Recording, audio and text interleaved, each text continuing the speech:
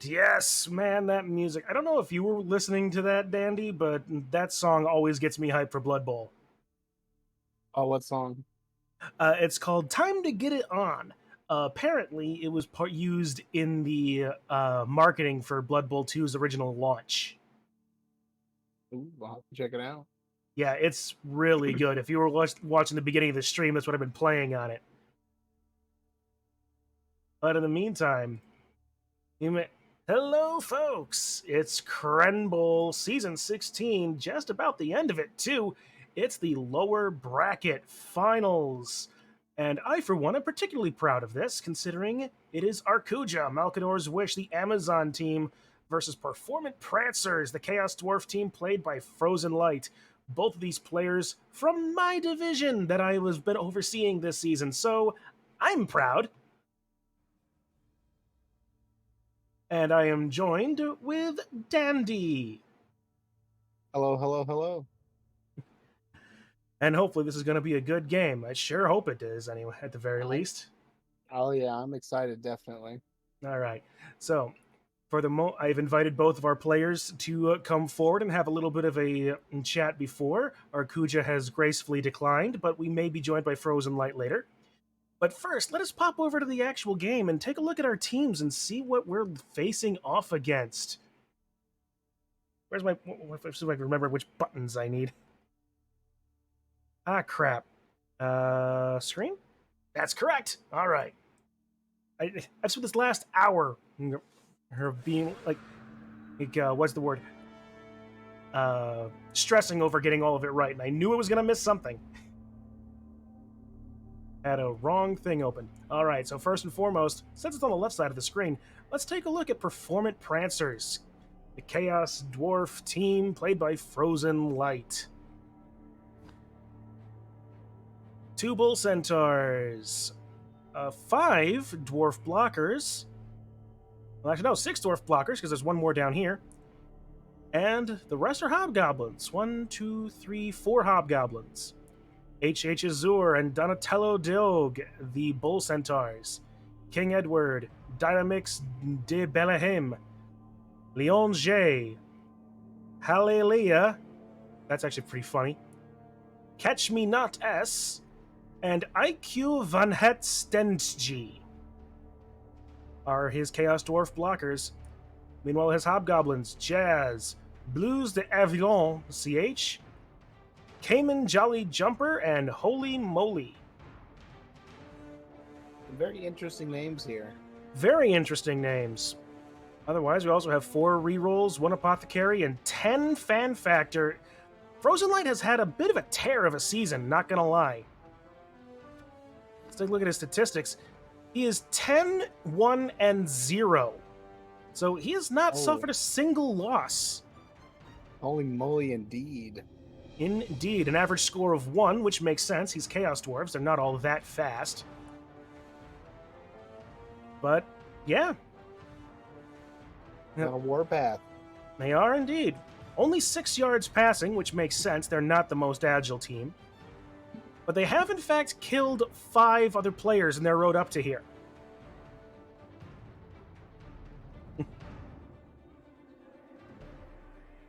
Let's see. And as far as this is concerned, this is going to be a divisional rematch. These two teams have played themselves before. Well, each other, not themselves. I'm sure they would love to play themselves. That'd be one heck of a mirror match. But Performant Prancers, the Chaos Dwarves, do in fact have a little bit of an edge historically over Amazons. They beat them earlier in the season 1-0. Fortunately, it seems like Amazons didn't suffer too terribly at the hands of the Chaos Dwarves, so that's a good thing at the very least.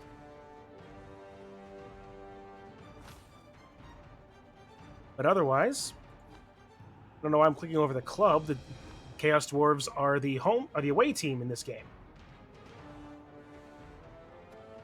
But yeah, otherwise, as far as team development is concerned, we have obviously a lot of tackle, a lot of thick skulls. They're going to be very difficult to knock out and get away from. but also a lot of guard. So honestly, Arcuja is not going to be in the greatest position to want to be fighting even in general. All these Chaos Dwarf blockers just being strategically placed around will be able to stop almost anything from having 2 dies on them consistently. However, the typical runners of the Chaos Dwarves, the Bull Centaurs, they're looking a little lacking in SPP. A little bit, Except for yeah. Yeah, just the one. HH Azure has dodge, which is helpful, I guess? But yeah, I mean, it's something. Now, in the meantime, I'm honestly a little bit more concerned about King Edward and IQ Van Het. They're his 2 Chaos Dwarf blockers, both of whom have Claw. Yummy. Yeah, IQ Van Het actually made it into the Pro Bowl team because Frozen Light calls him his own off-brand Wolverine. So that's gonna be the one to look out for. But also, Cayman Jolly Jumper, a 7 movement, 4 agility hobgoblin. He got really lucky on those level ups. Oh yeah, that's probably the ball. That's probably his ball carrier too. Mm-hmm. A 4 edge player on a Chaos Dwarf team. That's Oof. enormous. It's positively enormous. So let's pop over and see who his opponent is going to look like. Malcador's Wish, the Amazon team played by Arcuja. And I gotta say, I am very, very happy about this team's naming convention, let me tell you. Let's see, first up, we got a couple of new characters on this lineup. We have 4 Blitzers, ostensibly. Angra, Robuta, Lehman, and Magnild. Unfortunately, Robuta, the level 3 Blitzer with Guard and Stand Firm, is not going to be able to be in because she suffered an injury in the last game, so that's tough. Being down a guard piece is a big problem. You have 2 catchers, Felicia and Volcana. Volcana with Blodge and Sidestep, so that's going to be helpful. And Felicia with plus movement and Blodge. So that's also going to be nice. We have 2 throwers, Sanguinia with strong arm and plus agility, so that's a fantastic passer. Oh yeah. And Corvia, who just has Blodge. Still nice. And Even the rest... even though that dodge is going to be used much, just having that much block on the team, especially against dwarves, it's going to cancel out a lot of that dwarf power with their block. It will. And the rest, we have our line women. We have Dorn. We have Lionel Joanna. Perturaba, who sadly is also out, but that's less of an issue considering that being out also caused a minus movement. Lorith and Farah are the line women. So looking at this, it's actually... So yeah, looking at it, we have Angra and Farah bought just for this game specifically. Because I know Dorn has been around for a while. So, yeah. Arcuja has a... Nope, go ahead. Go ahead. No, you first. All right. Arcuja does, in fact, have a full lineup and doesn't have to worry about loners. That's pretty much all I was going to say. And less on the strategy part, but I gotta say, with the naming scheme, kind of disappointed without the White Scars representation. Yeah. Jaga might have been a very interesting thing. That's what a name for your runner, you know? Yeah. A speed demon. I mean, too bad there isn't actually like a dedicated runner class for the Amazons. Although that being said, Felicia probably would be. Let's see, Felicia. Ooh. It took me a disturbingly long time to get some of these. Like Lorith is Lorgar, but who is Felicia? That's a great question. Is Angron, Rabute, Lehman Russ, Magnus, Dorn, Sanguinius, Lionel Johnson, Perturabo, Lorgar, Vulcan, Corvus, Ferris.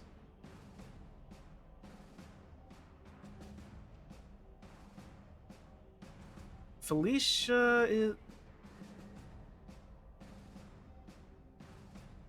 I don't know. Anyway, 4 rerolls, 1 apothecary, 8 fan factor. So not going in without a lot. And at the same time, we can take a look over the club here. No stadium enhancement, unfortunately, because Arcuja is the home team, so that would have been a benefit to her. Meanwhile, the statistics. 9, 0, and 2. She was certainly the top of the division. Not gonna lie, she was second. She even had first place for quite some time until Frozen Light caught up on her. Yeah, average score of 1, 16 catches, 21 touchdowns, a decent amount of yards passing as well as running, whereas the Chaos Dwarves only run. It should be an interesting match. Could Felicia be Fulgrim? That's the one, possibly, yes. I definitely just didn't look up a list of Primarchs to figure that one out. Oh no, not at all. Oh, I trust you. I trust you implicitly on that. All right. Well, those are the teams. That is the matchup. I'm gonna pop over into the chat a little bit. What's happening here? All right.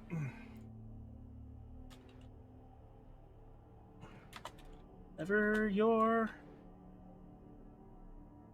I think the game ready started. to? Oh, we can chat if you have not begun. Oh, he did that like when we were just first starting, and I completely missed that. But I'm on streamer mode, so I didn't hear the pop in.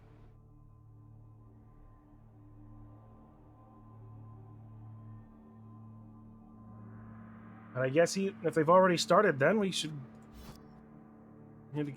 get over there then. They have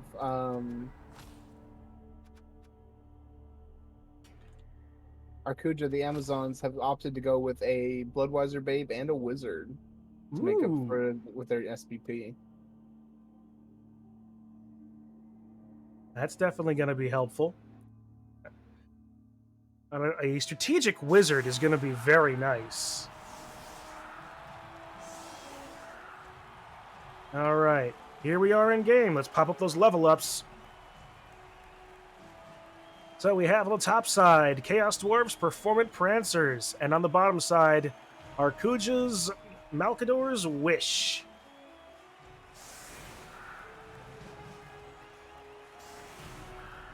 All right. Performant Prancers do have a Hobgoblin on the sidelines, so they can handle a little bit of attrition. Although that being said, their average armor value being as high as it is, they're not going to be attrished as much as they're going to be doing the attritioning.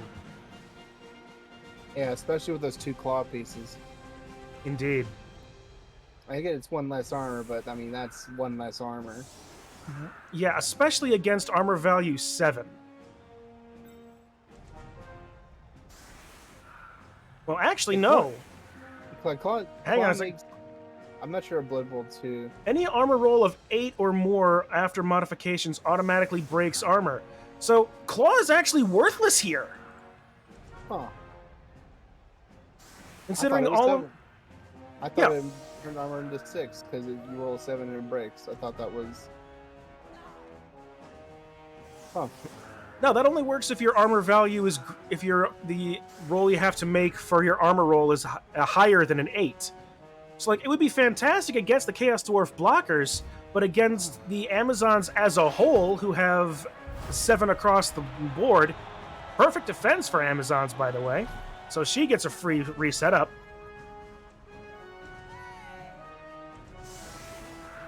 You're probably going to stack up that left side if you're Chaos Dwarves on the top.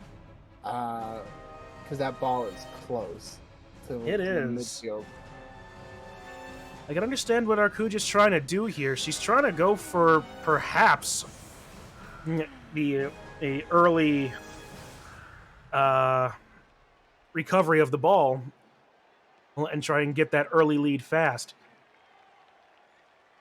Oh, she does.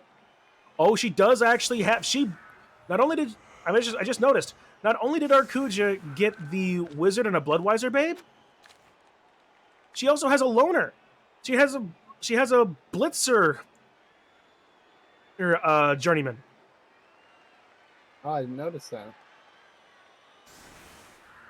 Well, that's going to be helpful, just as long as she remembers not to re-roll anything with this blitzer, though. Because a loner eating a reroll can be like one of the most devastating things you can do, especially when you need your rerolls to dodge away. If you can't rely on dodge to get away, especially from tackle, you're going to be using your team rerolls for that.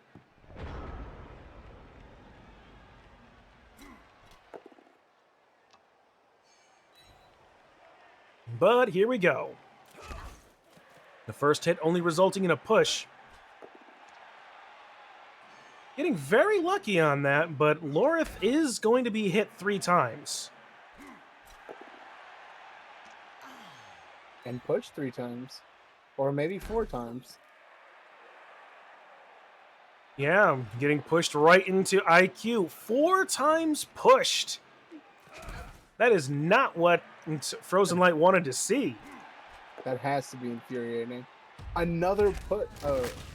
And, geez. well, Dorn is not the most offensive Primarch, apparently.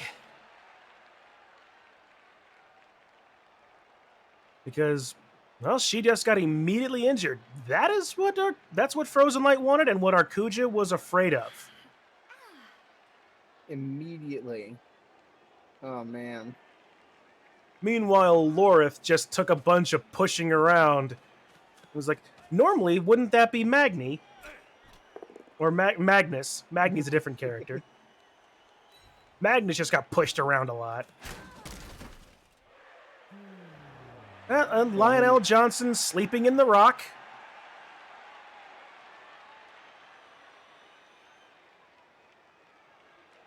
It's a wonder why I haven't made all of these jokes already. But I only played both of these coaches once when we were in the regular season. Well, sure hands helps out with that, so Blue's Aveline is got the ball, not the plus movement agility guy. Yeah, but he is the short hands blodge guy. That is true. So it's harder to get the ball out of him, but it's easier for a movement guy to score. Meanwhile, here comes a blitz into Magnild.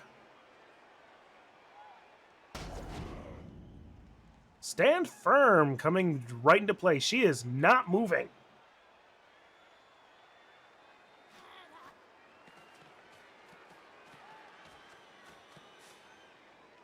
It's actually a very good choice there. By putting stand firm right on the wings, you don't allow them to open up those sidelines as easily. It's a wonder why I hadn't thought about that. Yeah, I never thought about dodge with sure hands either. Because I was thinking, dodge sidestep. But with the blitzers being strength piece, I think they have strength access. I never thought about taking stand firm. It's interesting. Yeah. I think blitzers are about the only thing on the Amazon team that have normal strength access, but everybody has access to agility. Mm-hmm. So what is Arcuja going to do? There's not exactly a free spot here. Lehman, on the other hand, could maybe use that plus agility to get through. I mean, even if that is between 2 tackle pieces. The 4 agility would make this... see, that's only a 2... a 3, if you could... Oh, actually, that's a really bad idea, because even 4 agility, even if it makes it that first dodge is going to be a 3, But after that, it's going to be a 4 dodge, and that's not going to be a good idea to blitz into that through the center there. Swinging around from the right side, on the left, is also not an option. It's too far. Amazons aren't that fast. They're not elves. Bringing the loner up around the backside.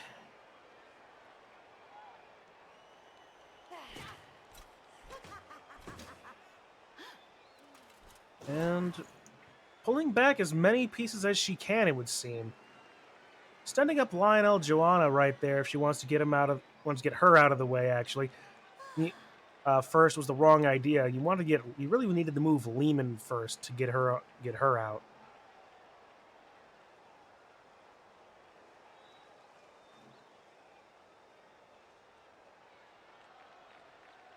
Well, the really best thing that we can hope for right now is that maybe she can get a blocker out in the open. She's able to find a shot on Jazz.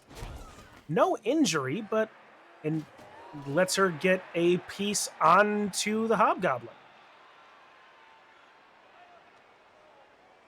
I like the hyper aggression. I like this play a lot. This is exactly what I was thinking. Dodge out of the bull centaur and just blitz, get on the ball carrier. Mm-hmm. Ooh. This is also really nice. Sidestep right there. That's free dodging that as long as you can not get hit by POWs, which Volcana can in fact will only be knocked over by POWs, you can get her exactly where you want her anytime. And being her one space away from the Hobgoblin ball carrier makes it all the more easy. Well, she could be not going to stumbles too. She has they have tackle. Oh, that's actually true. Thank you for reminding me about that. But still, that's a 2 and 6. That's a 1 in 3 chance. So odds are same odds as the push. Yeah.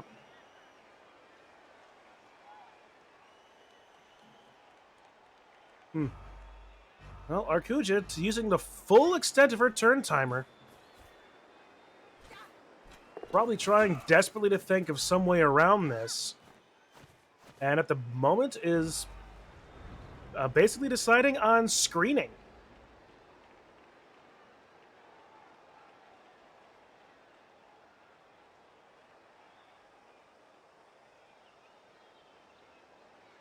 Probably the better idea. Yeah, but the Dwarves will have a little bit. Oh, go ahead. Nope. I was gonna say, like, screening in this case is probably a better option. If you can force the Chaos Dwarves to only have like one free hit, that's the best option you can have in this case, especially if it's your blitz. But this could be a little bit of a problem. Very huge dodge.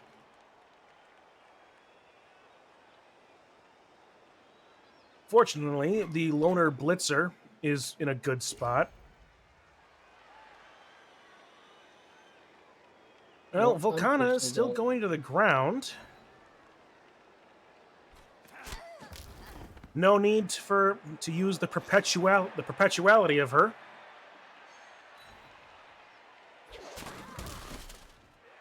Lionel Joanna still hitting the snooze button before getting out of the rock.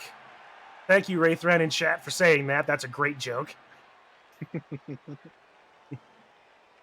Dehedro, what's Russ gonna be doing? Let's see, where is Russ?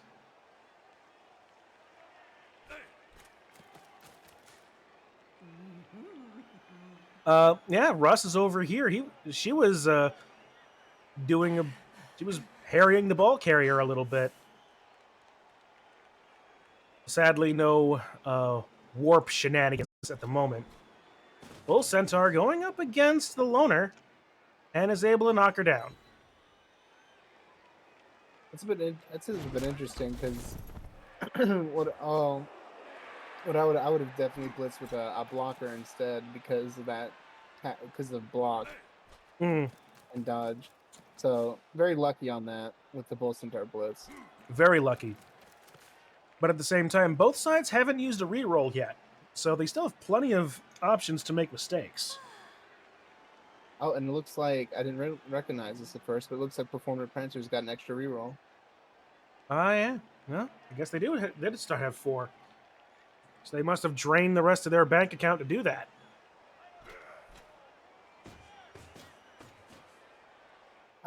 Either that or brilliant coach, or no, it was perfect defense Yep, that they happened. didn't get the brilliant coaching. But this is going to be this is arguably the worst situation that the Amazons can find themselves in right now. The ball is under one of the strongest cages you can get to unless you can get behind it. Which, to be fair, Magnild can get there? It'll just be an uphill battle. Yeah. 1, 2, 3. Like, Magnild and the Loner can get there, but you'd really only be able to get there with one or the other. It would only be a 1-die, and the Hobgoblin does have Blodge. So you're still running then a 1 in 6 of knocking the ball out, and if the ball does get knocked out, what then? Yeah, you're in basically Pound Town because of all those blockers there. Yeah, Definitely not surviving that. Because even if you do, even if you even if you get knocked down, they can foul you off, and still have a great formation around the ball. indeed.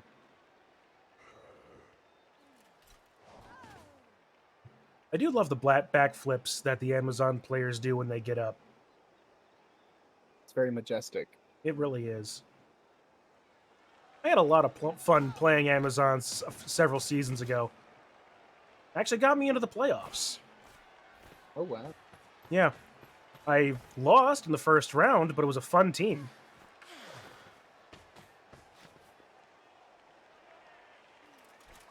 Arcuja, again, opting for screens.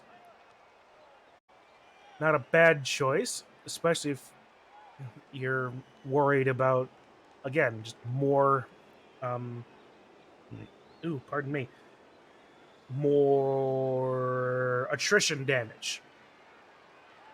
Yeah, slowing down if you can't fight them, slow down their progress at least.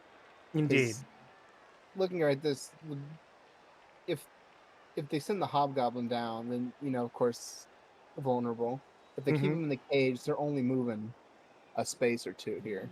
Right, especially if they're screened. And if you can keep the amount of blocks that you can give your opponent for free down to like 1, maybe 2, and their blitz, then you're doing something right. In the meantime, I'm wondering what Arcuja is thinking at the moment. I don't think she's thinking crazy thoughts at the moment, but she's going after the Bull Centaur.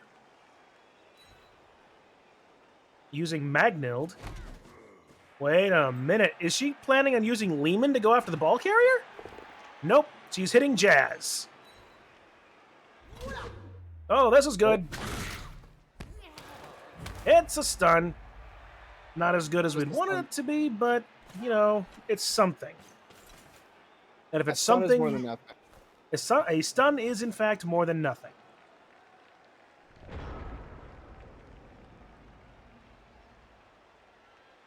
We would certainly prefer things like KOs or even injuries. Current Arcuja. Uh, Crendor Re.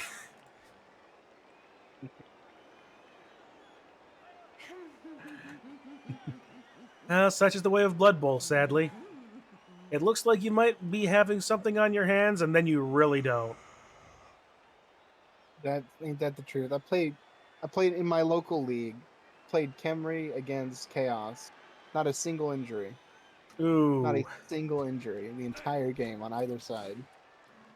that's frustrating. Like, it's All one.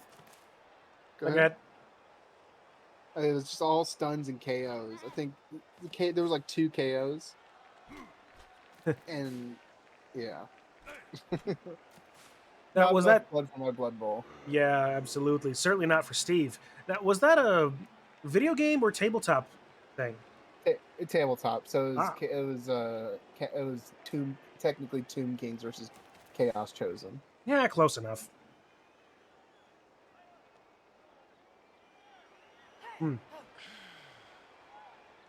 Honestly, gotta say, I wouldn't mind trying my hand at the tabletop. Oop. Sidestep tackle going off again. But Volcana maintaining her perpetualness, still stunned. I wonder why the cutscene didn't trigger for that. I believe it's sidestep. Oh, that would do it, I guess.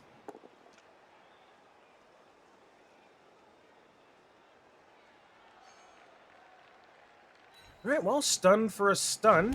Not the worst situation at all.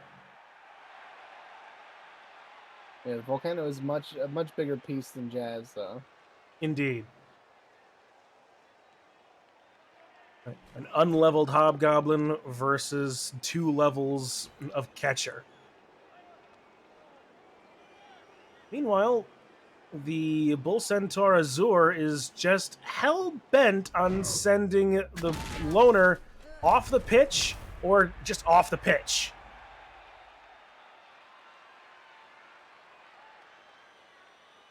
But getting only a stun for it.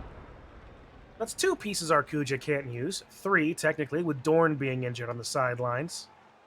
Oh, he has a blitz opportunity with Felicia on the side, I believe. 3, 4, 5, 6, 7, 8. Nope. Yeah, he can if he makes a dodge, or she can if he makes a dodge. If you look at Felicia. Yep. Let's see. But again, 1, 2, that's 3, the 1 4, in 6 5s. chance. 1, 2, 3, 4, 5s. She makes 2 dodges, she can get there even better, but that's 2 dodges. I'd rather make 2 going for it than 2 dodges. 1, 2, 3, 4, 5, 6, 7. Actually, 1, 2, 3, 4, 5, 6, 7. She doesn't even. It only needs to make 1 go for it. On 1 dodge. But again, that is banking on the 1 in 6. That is true. But at the same time, with the best options for support in the backside being stunned, you weren't going to get that extra help. Mm-hmm. But at the same time, at this point, getting that 1 in 6 is the least worrisome, considering that as long as you're okay with risking Lorith and Angra, those 3 Chaos Dwarf blockers are going to be not at all useful, because they can't dodge for beams. Halaleia is going to be a little bit more of an issue because he's free. Same thing with Bargain Bin Wolverine.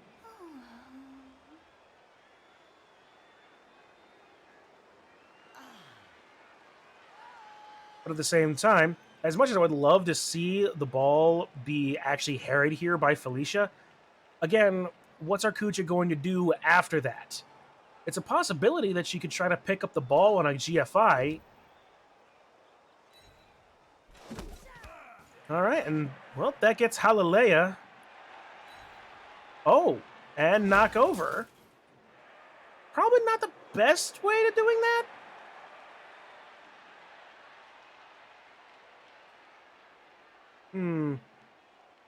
But at least ways it ties up Halaleia. Here comes the blitz. Against Halaleia. Okay, well, no armor breaks.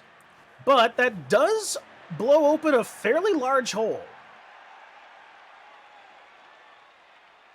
Duolingo a go-go. Kitsu, you're going to need to parse that one a little bit.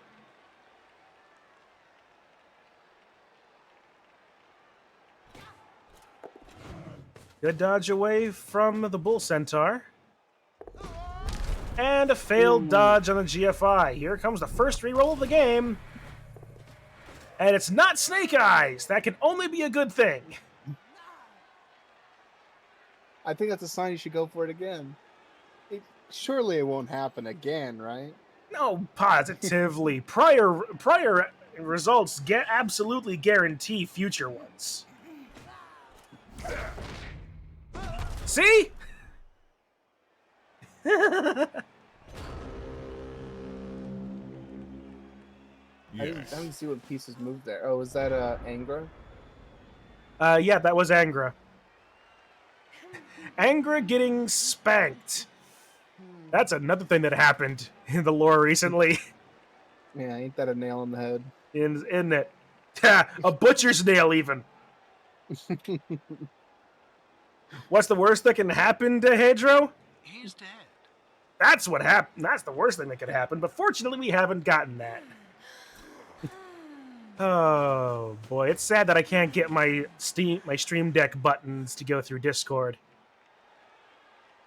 Yeah, I've got a real good soundboard built up on here.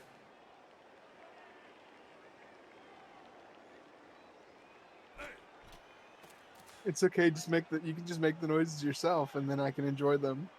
All right. Well, let's see. I've got a couple of Courage the Cowardly Dog things. So I've got it's most of the computer though. So I have He's Dead, which I have as my Someone Died button. Ooh, KO on Felicia. Yeah, there you go. I've got a Bugs Bunny screaming, "Get me out of here!" for other ones like that, like KOs and breakaways. Okay, so Kitsu's learning Japanese through Duolingo. That explains that. All right. And I also got one specifically for yelling at me. It's another older cartoon of a mouse just yelling quiet. It's like I made a terrible joke. But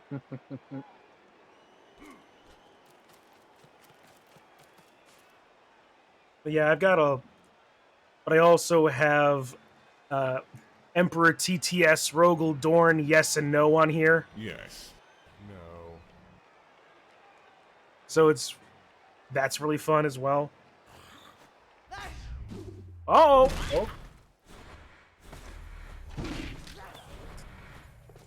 Nah! Rerolls on dodges. What'd I tell you? That's exactly what we're going to see, weren't we?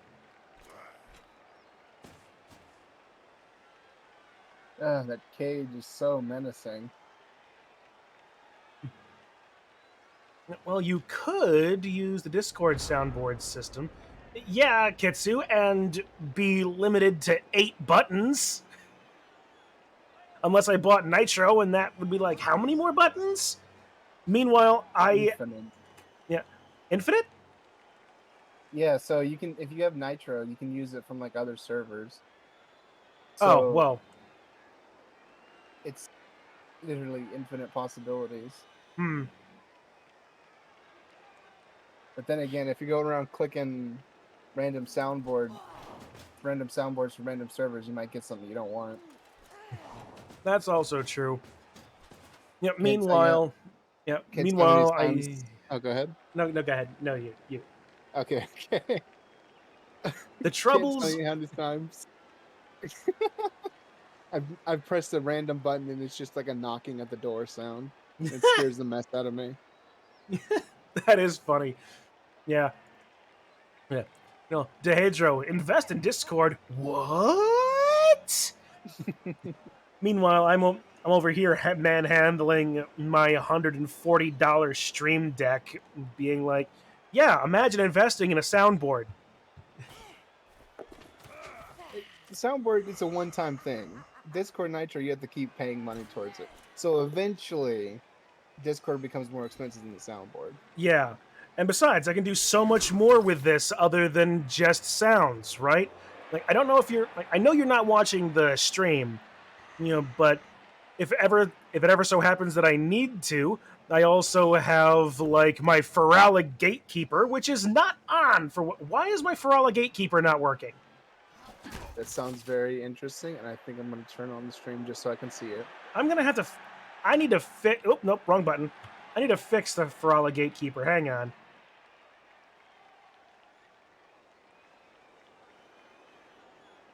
Yeah, there it is. See, I should be able to just push my button and the Ferala Gatekeeper turns on and off.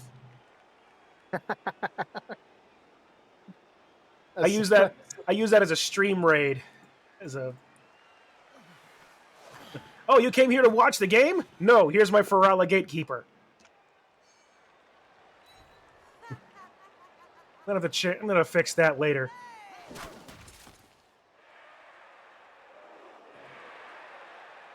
But yeah, no, the Stream Deck is a fantastic bit of kit.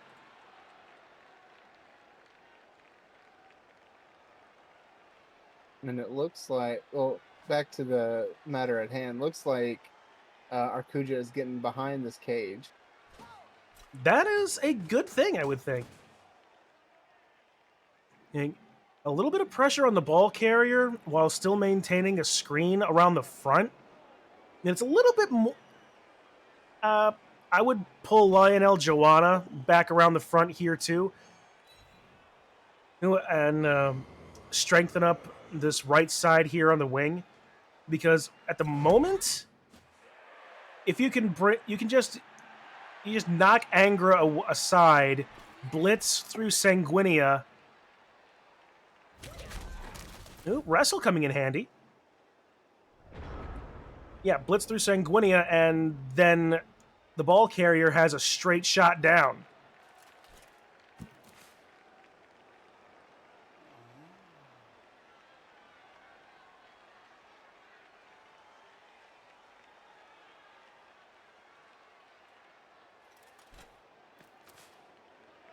But at the moment, I like the amount of pressure here.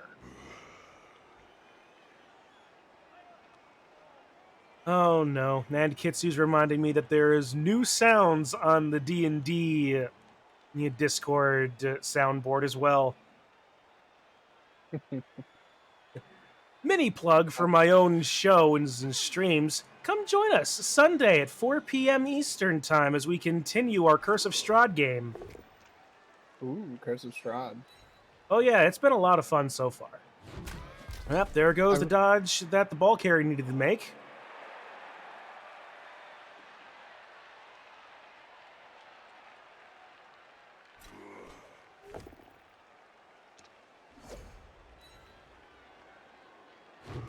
Lorith successfully staying on her feet.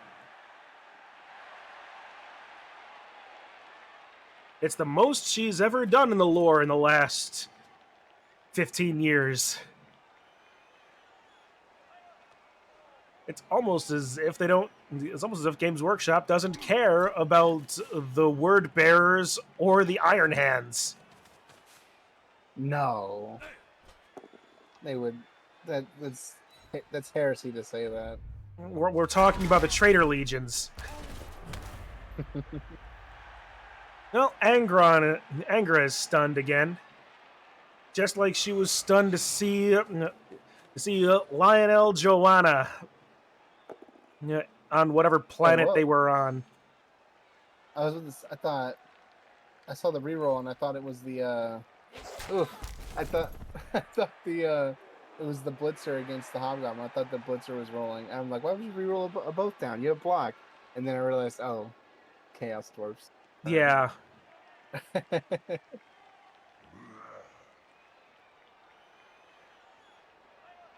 And looks like we're gonna having a pretty nasty launch pad ready for the Blues here. Mm-hmm. There's not much that can be done other than 4, 5, 6, 1, 2.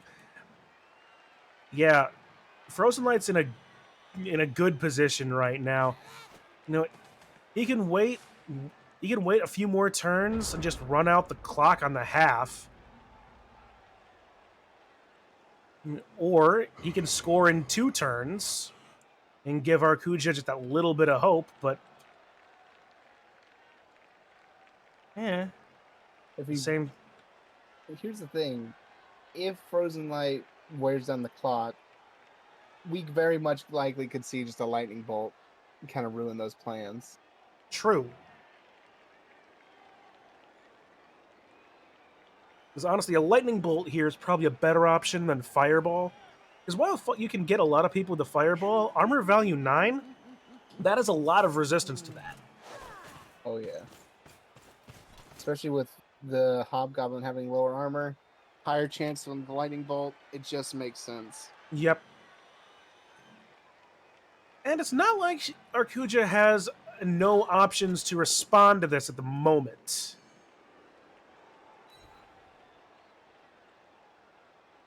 I mean, the big thing, the big two is absolutely try going after the hobgoblins. Armor value 7, while not nothing, isn't much of something.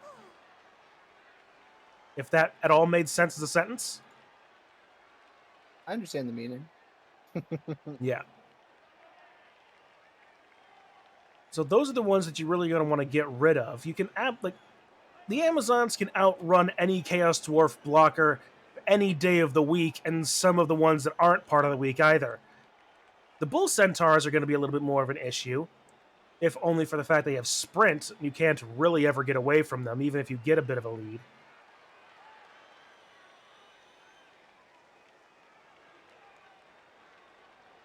The Hobgoblins are really the ones that are the primary scoring issues.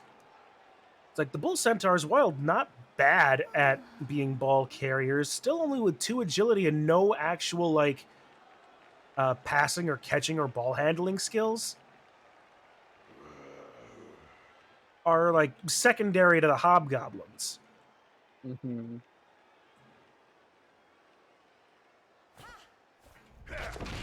Oh, there comes Oh. tackle. And a reroll. Still no snake eyes. Congratulations, we're still in it.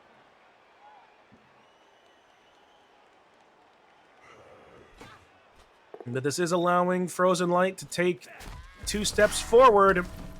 Oh, and Maghill gets hit with the skull KO. Yep.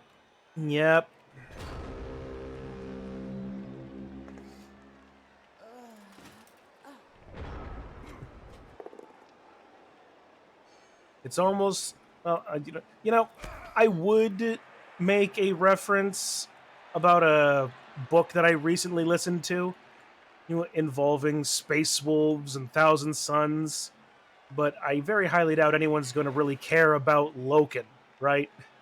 Or even know who he is. I will say I don't know who that is either.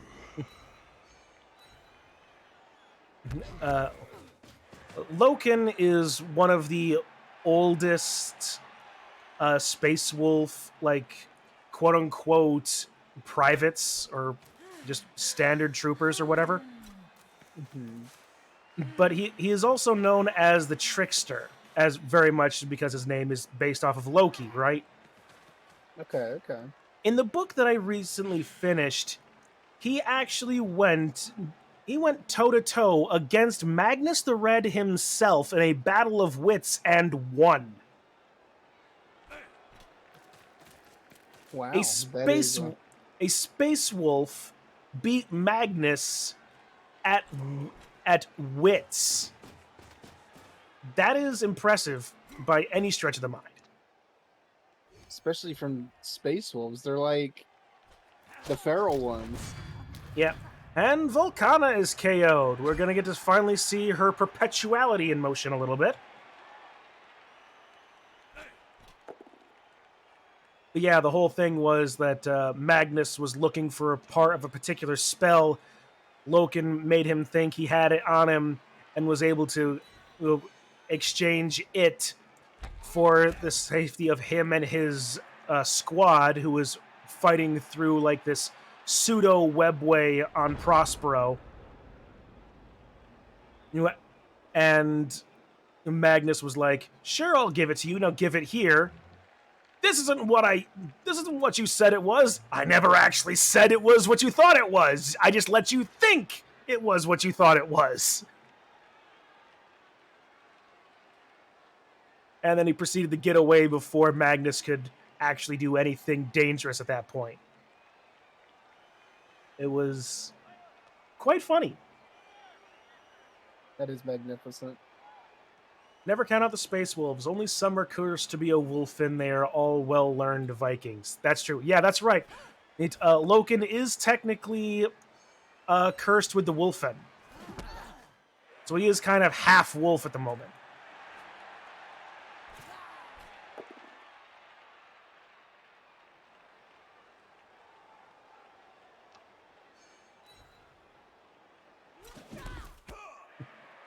That reminds me, I've got a pile of Space Wolves I need to finish. Uh, I used to have a Death Guard army myself, but I I sold it. Ah, I never painted them anyways because I was too intimidated. it is an intimidating hobby. I'm not gonna lie. At the times when my one sister is actually pretty crafty herself. Hmm. She does a lot of like watercolor painting as a hobby. Whenever I bring down one of the models that I finish, and like everybody is just like, how can you possibly paint these detailed little bits and bobs? Like I can hardly see that little part that you were able to hit exactly with that gold highlight. I was like, it's the same thing with the watercolors, right? It's just practice and patience. My go-to strategy is covering everything up with Known Oil and Agrax Earthshade. A useful option. Function over form, but you know I it's just good for covering up mistakes. Indeed, But indeed, recently I've gotten into using contrast paints, those and are oh my fun. goodness, they are amazing. Oh man, well, okay. You know what? I need to pull something out. There's another brand of paint that I've been turned on to recently. By my local game store that I like to go to. Hello, don't fall over to me. What is? Let's pull you out. Oh, is it? Oh, they're all on the bottom of my box. Well, that's disappointing. Well, I'm not gonna dig that out, right now. But but well, actually, no. I need to because I really need to remember what this paint brand is. But it is a very thin brand, kind of like Army Painter, as opposed to like Citadel. Hmm. But they've got some amazing metallics and a few prismatics as well. Let's see. Wait, is this it? This is nope. That's my Army Painter. There it is. Okay. The brand is called Turbo Dork. Lehman is stunned. All right, whoop. Scrolling all over the place. Yeah. So Turbo Dork paints. These are very thin, and so you're going to be doing like if Citadel stuff is telling you like 2 thin coats, these guys are going to want you to do like 7 to get the colors. Oh, we got a touchdown. We do. Cayman Jolly Jumper gets the touchdown, bringing the Performant Prancers up in the lead before the end of the half. But yeah, let me tell you, when these Turbo Dork paints, if you have the patience to get all of those layers on, oh my god, they have some of the best looking vibrant metallics I've ever seen. I'll have to look into it. There's 'Cause also I usually most Army Painter and Citadel. they also have some absolutely amazing like prismatic colors as well. Hmm. It's like color shift is probably not the best way I have to describe it, but it does catch the light in various cool ways as well. I probably wouldn't use it for very many like what do you call it, imperial armies, but the example that I saw online used an Eldar model on it, and oh my god, it was so slick. Was it like fluorescent paint? Like Uh, oh, I wouldn't say fluorescent. Pearlescent is more closer to the thing. okay, okay. But that's not all of them, mind you. They've got a few different varieties, and only a few of those. I say a few; it's a fairly large number. do that, have that sort of like pearlescent, shimmery kind of stuff. Mm-hmm. But there's a few others, but like that red metallic, it was just like, oh, that is so sweet looking, man. You got me curious. I gotta look this up. It is probably one of the best like racing reds I've ever seen.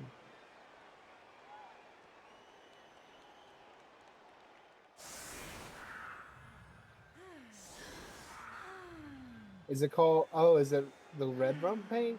Oh my Yes, god! it's red rum. Oh my god! That's a fun. Wait, that looks so sick. Could you imagine Blood Angels painted with that? Oh god, blood angels, maybe blood ravens. Oh my goodness! Dude, you're gonna make me want to buy an airbrush and a blood angels box, man. Whew. I need to get me an airbrush. Yeah, I gotta find an inexpensive one first, just to try my hand at it.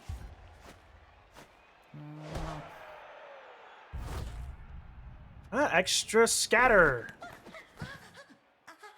It very nearly gets caught immediately by Sanguinia, who's exactly you wanted it to have, by the way. The thing is, Arcuja only has 2 turns currently, and Amazons don't have a lot of one-turn potential. And unless you can get... actually... The best bet you might have, go through King Edward. Get Angra... Bring Angra over and support. Blitz with the Loner. Get through King Edward. And then run up alongside Farah to give a little bit of support. Or, actually, maybe go up with Lehman. 1, 2, 3, 4, 5, 6. It's possible.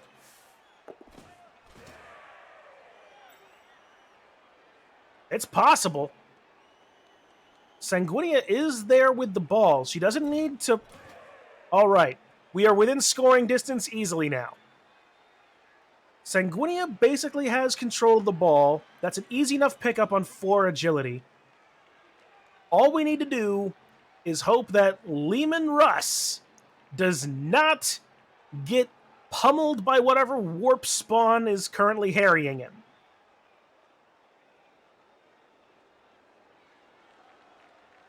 Oh no, Kitsu. Where does light go when it did something bad? Where? Prism. Kitsu. It's great. It's wonderful. That is a very good joke, but I had to give him the quiet button. Yeah, I always hear jokes like that. I love making bad puns, and whenever I hear another bad pun, I don't get mad because it's a bad pun. I get mad because I didn't think of it first. Yes, absolutely. Absolutely. All right, Volcana is in position. 1, 2, 3, 4, 5, 6. 2 GFIs as well. We have options. Ladies and gentlemen, there are options on the field. And currently, only one of them can be totally neutralized.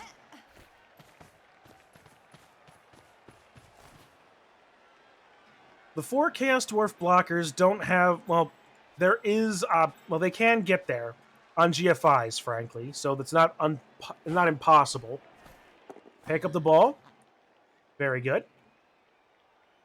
Now be very careful with your positioning here, Kitsu, Arcuja. If you lose control of the ball now, you're basically doomed. For the half, anyway. It'd be amazing to turn this around with such an option here. Maybe this is the big time play we're looking for here. It is absolutely the big time play we're looking here. Chaos Dwarves do technically have a stat of a little bit of interception. But again, intercepting is not something you want to gamble on unless you're like Kislev with pass block. Okay, plug up that hole. That's a good idea. There. Protect the ball carrier from that hole. That's what you needed to do. Now make a few blocks. That's a good luck. Doesn't break armor, but it keeps one of the Chaos Dwarves from helping. Oh, and that's bad. Wrestle. Oh, no, that's actually good. Wrestle.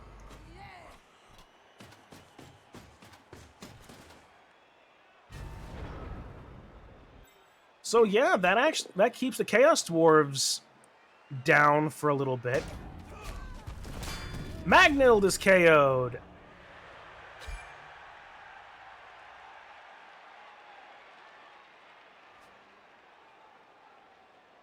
Right, that frees up Donatello Dog. He could definitely blitz the thrower right now. Mm-hmm. Yeah, actually. Which might be the better option, frankly, than going after one of the ball catchers. Because, like, all you need to do for the ball catchers is mark them up, and the hobgoblins can do that reasonably well. But if you blitz the if you blitz Sanguinia and get rid of her, or like stun her, that's the best passer that Arcuja can field, and it stops his entire play.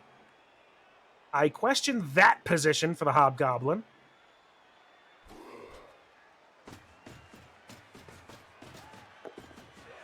I just look at the stats here: pass, strong arm, long, the agility plus.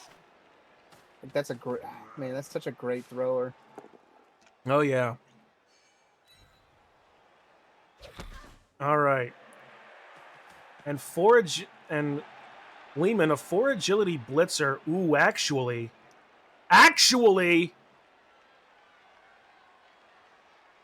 No, it's still 3 up. Still -3, rather. Hello! Okay, that bones it up. That balls it up a little bit.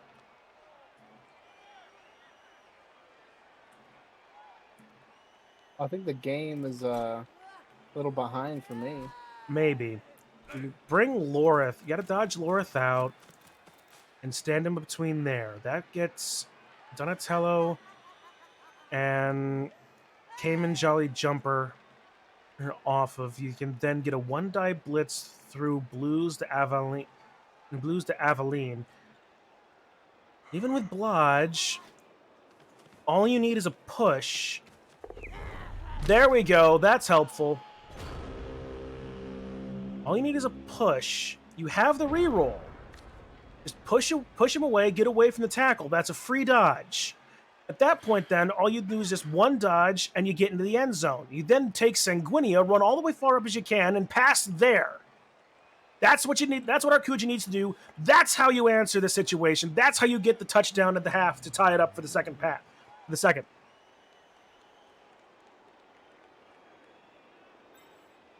You could more easily send the pass to just as easily send the pass to Volcana on a shorter pass, but that's a lot of dodges. Or even on the exact same chances of a blitz. Whereas if you give it to Lehman and blitz first before the pass, you have a better chance of getting there with a less obnoxious pass. It's still going to be a higher pass, but with 4 agility, that's amazing.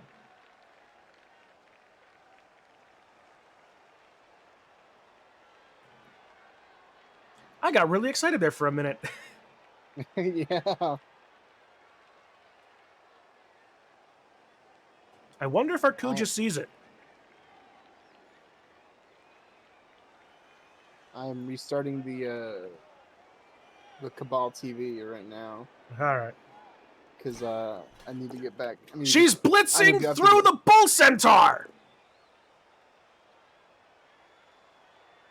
And she gets a stumble. It's a double red die. Oh my goodness. Okay.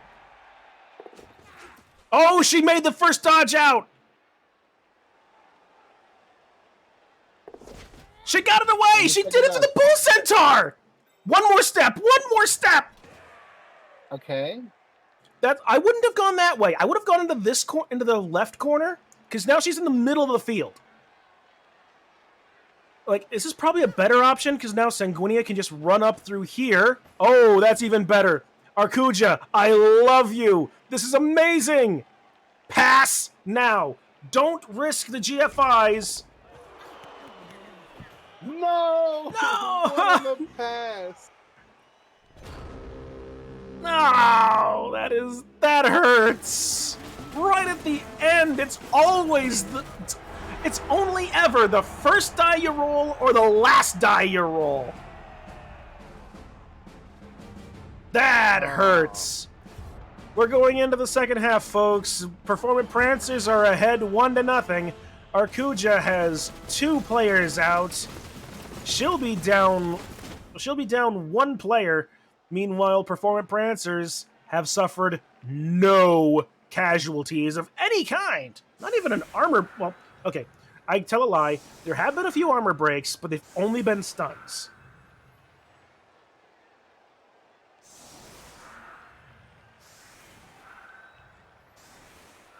And now Arcuja is going to get the ball again for the first at the beginning of the second half. And Frozen Light is stacking the line. Oh my. That is scary.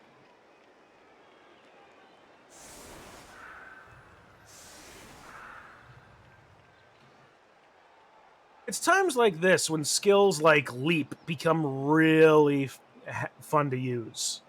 Oh yeah. I mean, Leap is a fun skill to use just in general. But it makes this kind of line stacking really bad.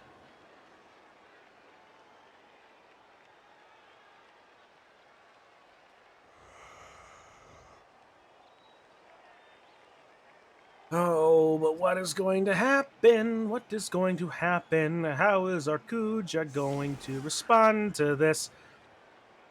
Going through the Bull Centaur again, apparently.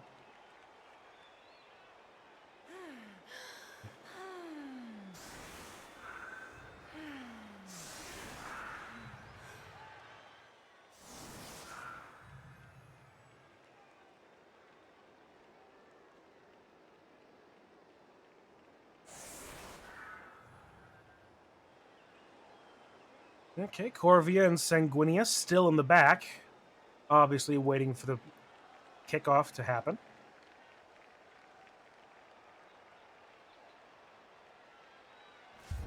And here it comes.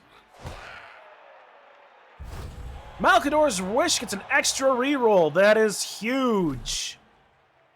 Both sides now with 5 rerolls, and that is probably the best kick that Frozen Light could have asked for. Landing right there in the end zone.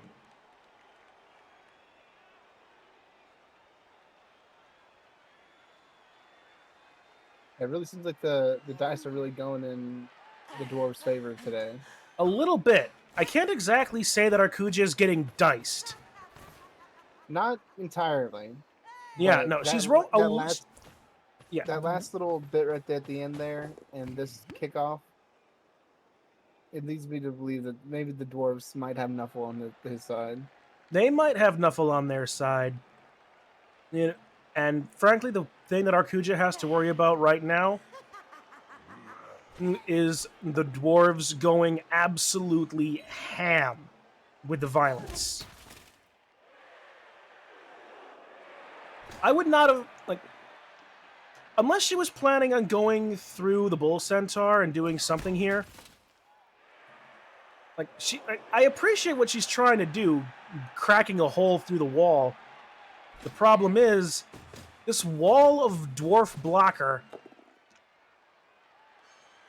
That's nice. Oh, that actually could be useful. Are we going to figure out which way the Bull Centaur wears his swim trunks? No! But that does open up a hole on the left. What a question to ask, right? How does a Bull Centaur wear pants? I know the question is does it go on 4 legs or on the back legs? I think I'm they just go on the back legs kind of guy. Yeah, because the four legs option just, how does that stay on? Couldn't imagine.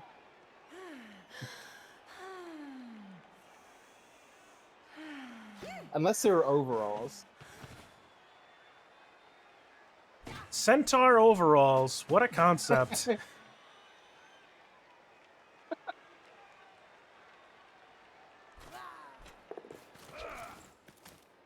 All in all, I'm not... Actually, I think Arcuja's in a really good spot here. Just dodge Farah away. Don't let Frozen Light have any blocks. That is how you win. This is how the Amazons should do that. Do not let them have any free blocks. Force them to only be able to blitz.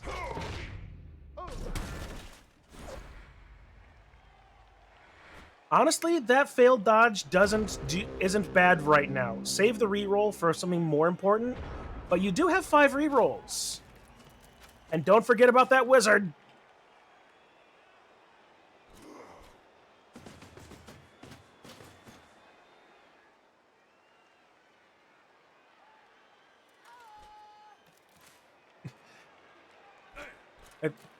Meanwhile, Kitsu in chat.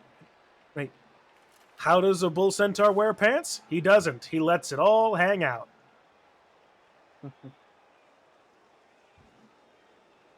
Which brings to mind another question that I am absolutely not going to ask live on my channel.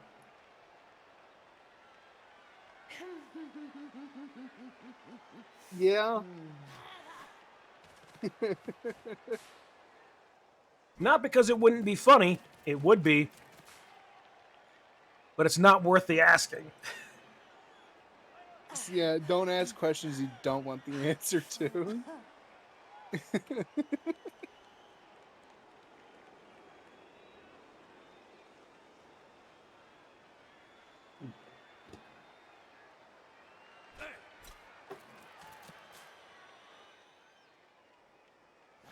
All right, well.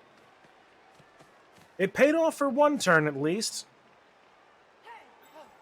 And Lionel Joanna is not in a bad spot. She could score. Tied up real fast on her second turn.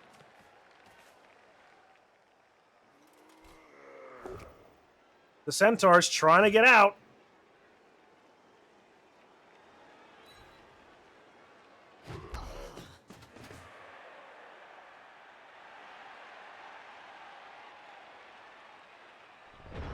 All right.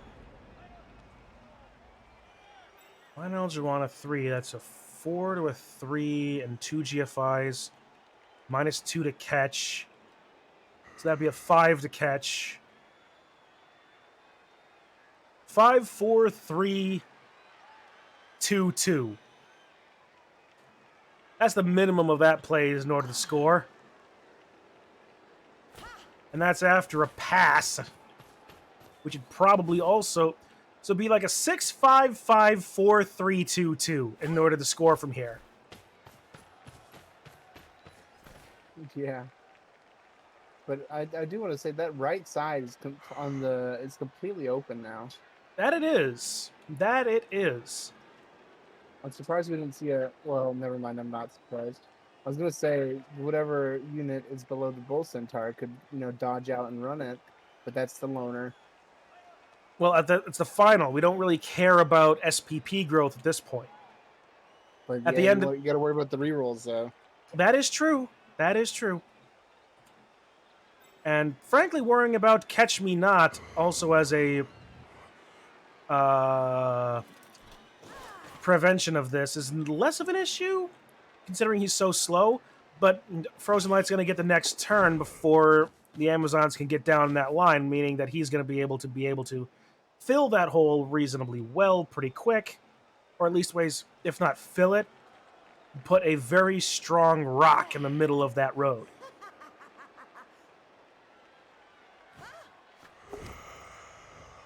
Meanwhile, Arcuja is very much choosing violence this game, which is an interesting choice against Chaos Dwarves.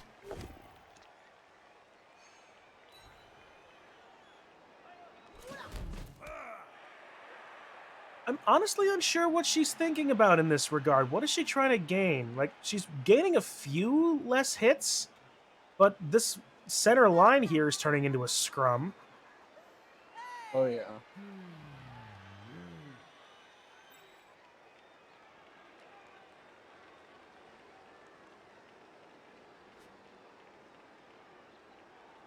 Her scoring option is difficult, to say the least. Excuse me. Now I have hiccups. Oh, blitzing through there, and patty cake into patty cake. That's the risk of blitzing into blodge, or if not blodge, at least ways block. You have good chances, but on a 1 die, still not great.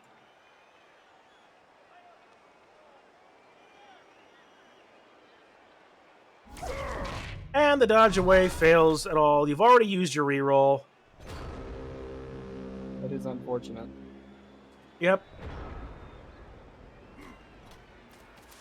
And the blitz against Angra. It's really kind of fortuitous that Angra is getting all this violence against her. She just loves this.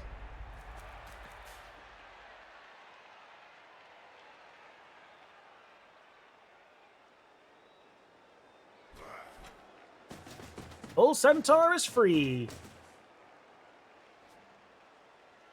That corridor on the right is now closing.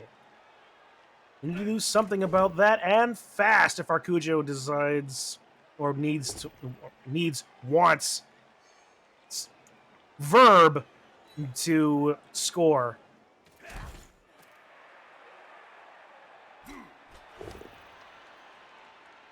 And I think it's unfortunate, but Arcujo may actually have forgotten about her wizard. Lorith is injured. Oh. That's 2. Arcujo now is absolutely running a deficit of players.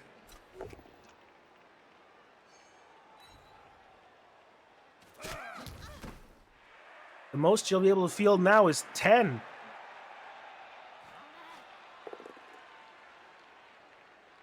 Which, while not unsurmountable for Amazons, is more of a problem for Amazons than it would be for someone like, say, Elves. Yeah, elves. You could just have 2 blitzers, and then that's your whole team right there. Pretty much. Reminds me of my Wood Elf team, actually. It was all named after board games. So my 2 War Dancers in that were Warhammer and 40K. 40K managed to be like the Iron War Dancer. He took so much damage and just kept on going. You couldn't stop him hardly.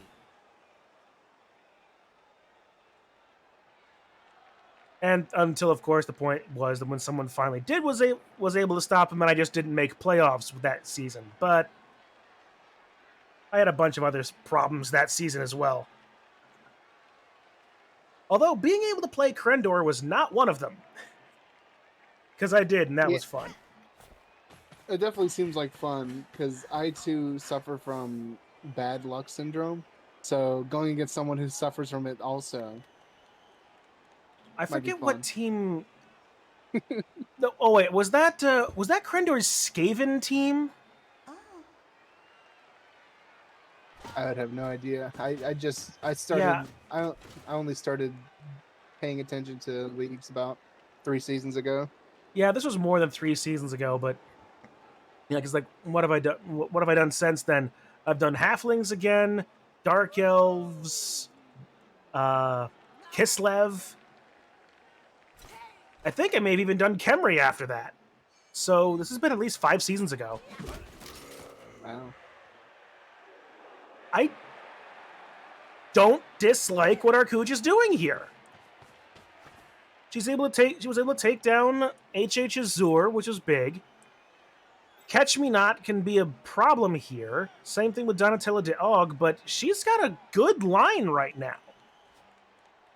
Yeah, nice. progression. Yeah, she stuck her foot in that closing door like the most stubborn door-to-door salesman or charitable canvasser, and is going and she is going to tell you about the perils and tribulations facing this very one particular type of Lake Erie lake trout that you've never heard of, probably don't care about, and doesn't even taste good. My sister has done canvassing before. Different sister from the crafty one. This is exactly the. It sounds like it was personal. That's really less personal. Really less personal than it is why. Like, I'm not gonna be the one to say, oh, we should just rape and pillage the environment. Absolutely not.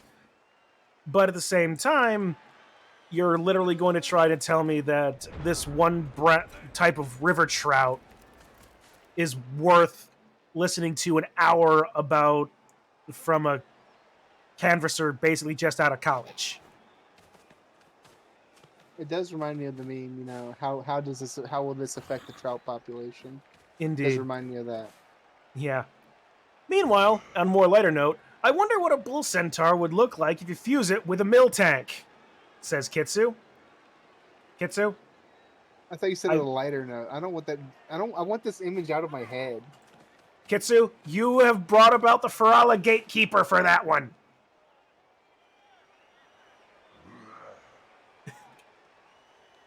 Look at him. The Ferala gatekeeper does not appreciate that image.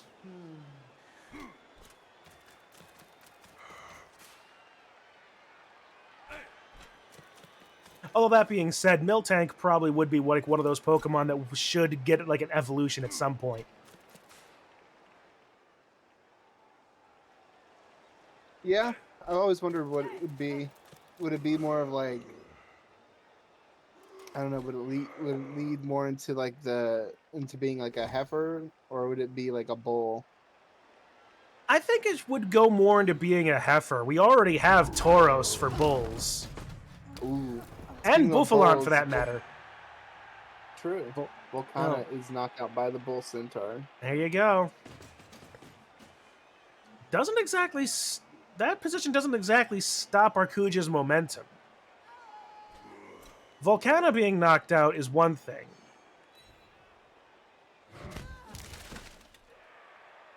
And this does in fact keep the loner blitzer occupied, but Sanguinia, Corva, and Felicia are all just there and can run up together and keep themselves safe until one of them decides to just scarper.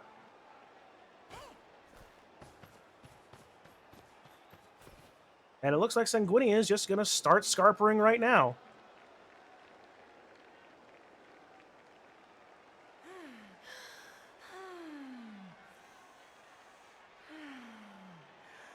See, 1, 2, 3, 4, 5, 6. Yeah, she's only have 8 players on the field currently.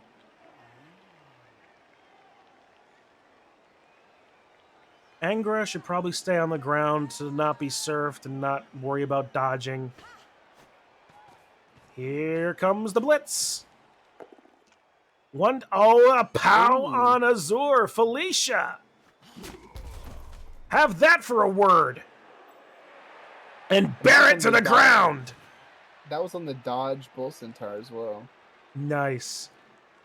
It's always great when you get that clutch pow, huh? And got there is a cage rolled up. Yeah. A cage of mild annoyance.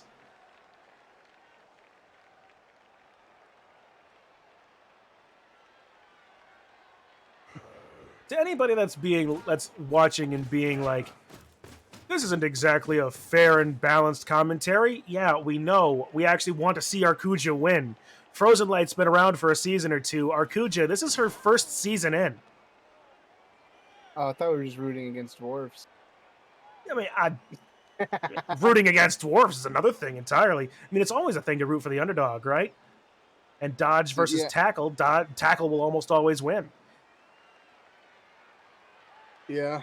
And also the underdog and the fact that she came in with like a lot less SPP This is and also team true. value. And Angra is out of that sticky situation. And is actually not in a bad position to next turn help out if she stays on her feet, that is. Meanwhile, we still have Farah and the Loner. What's the possibility that this Loner is actually one of the lost Primarchs, huh? Yeah, we get a Primarch called Hips. Hicephali? Like, I mean, to be fair, there aren't any Greek-themed legions. I mean, the closest would be the Minotaurs chapter.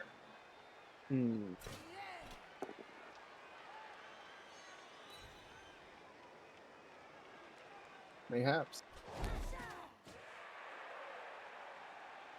All right, that's all of her pieces. Narkuja still has 40 seconds.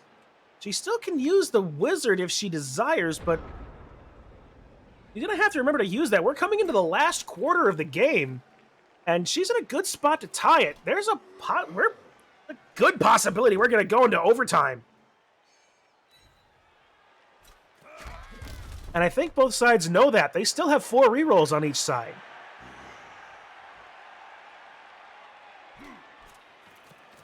For anybody that doesn't know, I'll just give a quick overview of the overtime situation. If both sides are tied going into at the end of the game, we enter into one more half, another 8 turns on each side for both players. Play continues until until the overtime is finished, in which case the game is considered a draw, I think, or we go into penalties or something like that. But otherwise, it's first person to score wins. That's it. You have 8 turns. Any rerolls that you did not use in the second half are the rerolls that you have for that overtime. So if you've used all your rerolls going into overtime, I'm sorry, you have no more rerolls. Unless you get off the kickoff event, which will happen. But that's the way it is, more or less. I could be wrong. I'm likely just missing out a couple of options and details. That's the general gist of it.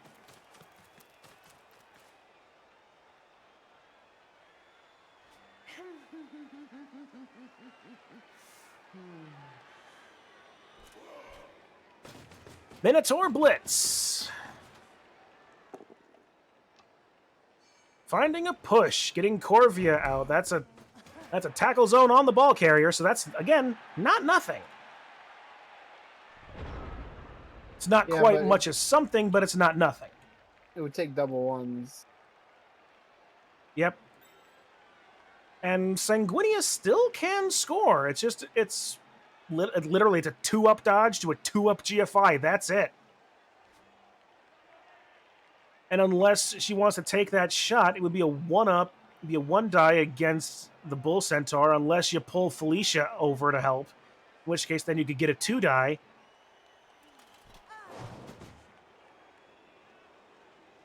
But honestly, it's a 2-up, 2-up. And she succeeds it! That is a tie game! Going into right there at the top part of the 4th quarter. Chaos Dwarves get the ball on this next kickoff, but this is going to be the game. There's a very good chance we're going to get overtime, folks.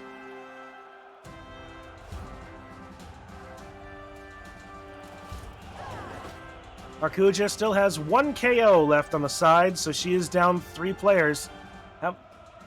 Arcuja has 9 players. Frozen Light has the full 11.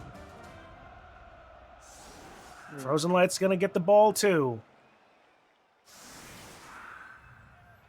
Arcuja, being very cautious, is going to put only the bare minimum on the line, which I like. She needs as many players as she can to have the most options available to her before Frozen Light just mauls through them. Because I'm really surprised Frozen Light hasn't gone for full violence as badly as he could have. But at the same time, he's also basically undefeated this season, so what the heck do I know? What? So yeah, he must know something that we don't, because I definitely went very defeated this season. I'm sorry to hear that. Who are you playing again? I was playing all lineman Bretonians. Ah, yes. I remember seeing some bits about that team. That was that was not a good season for you, was it? No, I got absolutely. I was gonna play regular Bretonians. My first just regular Bretonians. That was the plan, and then I got 5-0'd by humans. Uh-oh. Yeah, so I decided, you know what, I'm gonna have fun with this season. There you go. So I just played with Griff overall the entire time, and it was fun.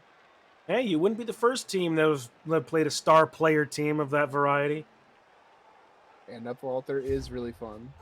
That it is. There's a kickoff. Perfect defense for Malcador's wish. Oh, and a Oh, lovely shallow kick. Just be careful, though. If that Bull Centaur misses this catch, there's a possibility this could turn into a touchback. It's a 3 of 8 chance it could be a touchback, which would be the worst thing for Arcuja. That being said, would it be worse to hand it off to a Hobgoblin or have the ball bounced where a Chaos Dwarf might be able to get it? Or where still just be where a Chaos Dwarf could surround it? or if the Bull Centaur just caught it. I think it's on a 5-up though. Yeah, it would be a 5 up. I think with the Amazon there, it actually becomes a 6 now, but no, it's agility 2. Pickups are no, that would be a 5. So yeah, the normal pickup is 3. The normal pickup is 3 on 3 agility. Agility 2 becomes 4 plus 1 for the tackle zone. Yeah, that would be a 5 to catch. Isn't the no? Is it the kickoff or the bounce that's -1 to catch? I think it's the bounce. I believe it's just the catch that's -1. Yep, it's a 5 up, -1. So it was a 6, and it bounced right there. None of the hobgoblins can come pick it up, I don't think. Or Not can yet, they? anyway. So this is going to be a problem. There's that guard. And the POW. Uh-oh. And Just a stun. stun. Just a stun. It's not what you want to see.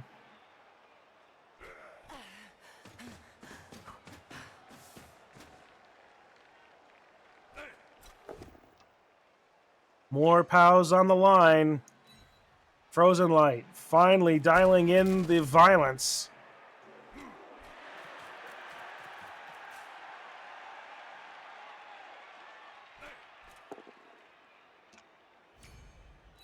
And tackle stops a stumble. More armor breaks. Oh, into an injury. Why must you fail me so often? Minus movement allowance on the loner. You know what? It's the loner. Who cares? Sure.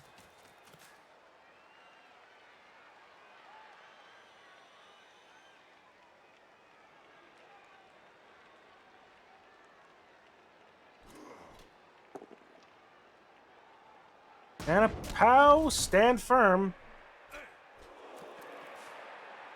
Yeah, that ball is not being picked up by anybody but a Chaos Dwarf at this point.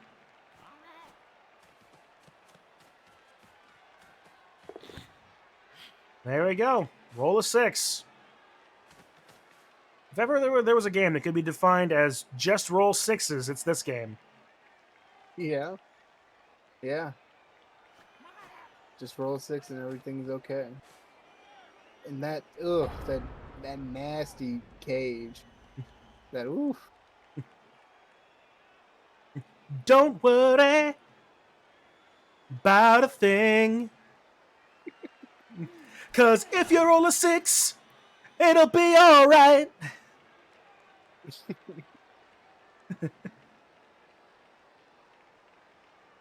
Oh man.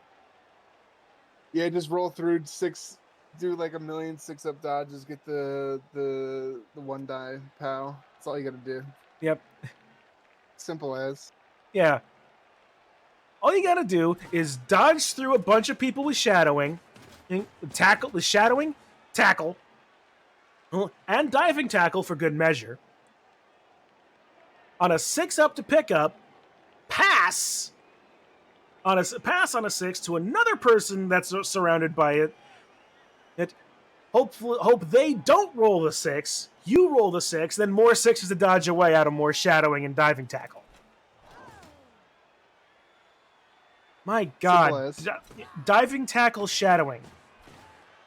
That is horrific to think about. Yes! Chaos Dwarf Blocker is KO'd! Well, ding, ding, and call me... No, wait. Ding my ding and call me ding. That's a big one.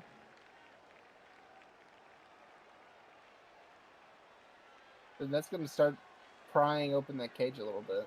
Little bit. The problem is there are still 5 more Chaos Dwarf Blockers you gotta get through. Those Bull Centaurs aren't going to go anywhere unless you force them to go somewhere. The Hobgoblins are... Wait a minute. Arcuja, do you see what I see? Obviously not. But that is a fireball opportunity of a highest order. All three of Frozen Light's Hobgoblins in a square?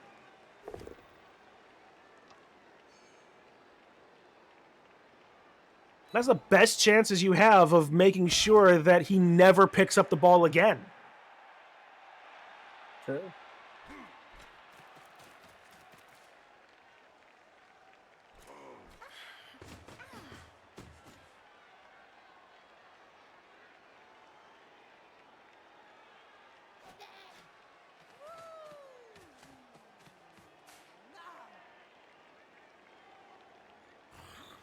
But on the other hand, Frozen Light has also broken open a hole. He can get the ball down here and possibly has a decent chance of scoring again. We might not go into overtime unless Arcuja answers this immediately. Both sides only have 2 more turns. And Frozen Light is in the best possible place he could be with only 2 turns left.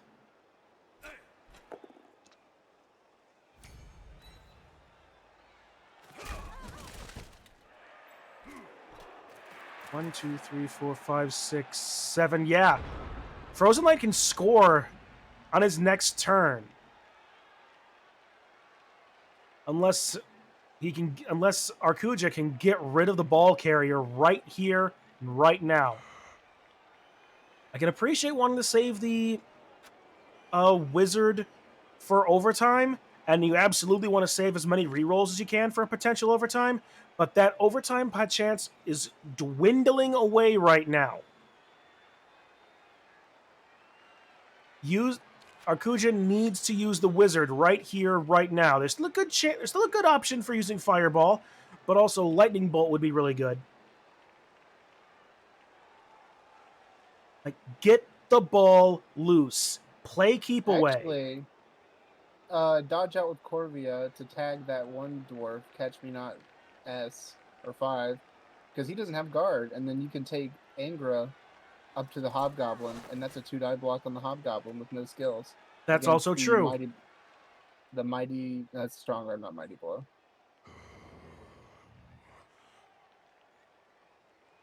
Or Wizard. Or a wizard. Well, there goes the dodge that we needed Corvia to make.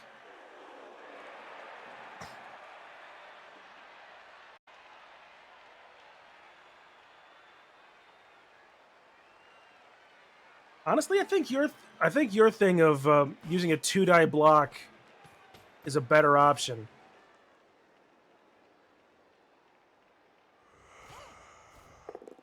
Well, nope. She mussed it up a little bit. But again, like I said, this is Arcuja's first season. We can overlook some mistakes, but at the same time, it's the final. Here comes the blitz. One die again. Pow!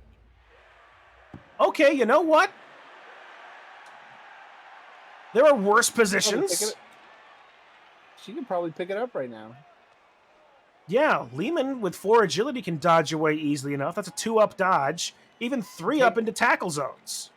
Hear me out. You take Farah, you run her down some, then Lehman picks up the ball and just yeets it downfield. That's the big time play we're looking for. Well, she's not going to do it in that order, but she's doing basically exactly that. If Farah can get out of the way, no, Lehman can get out of the way, and she does. Farah actually has a good chance of getting away, but can't score. 1, 2, 3, 4. Wait. 1, 2, 3, 4, 5, 6, 1. Actually, she could, but she would need to make all of her GFIs.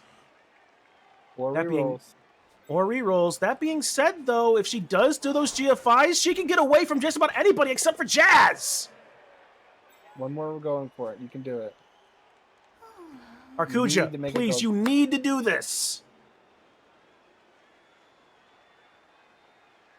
This isn't one. No! Reroll. Reroll. You have all the rerolls in the world. Why must you fail me so often? Well, me. she can still force the tie. If we can get to overtime, she still has an opportunity. I can't believe the 1 in 36 always happen. And that doubles couldn't have come out on a foul for Frozen Light?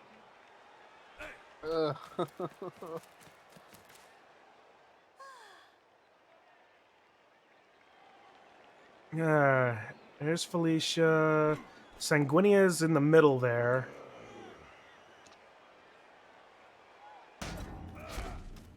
Okay, all right, Magnild is still staying where she is.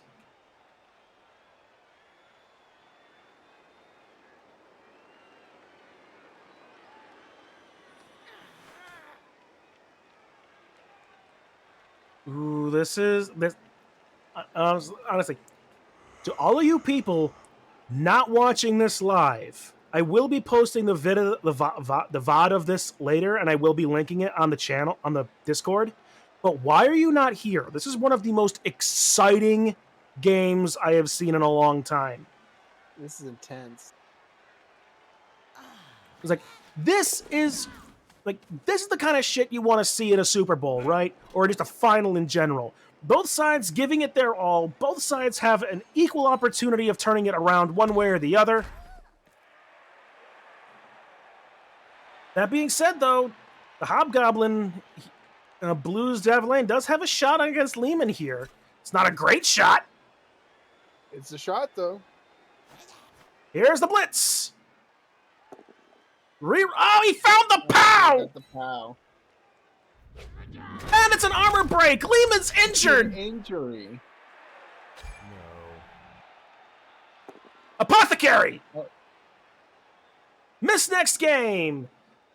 That's too bad. We really needed that to just negate the injury.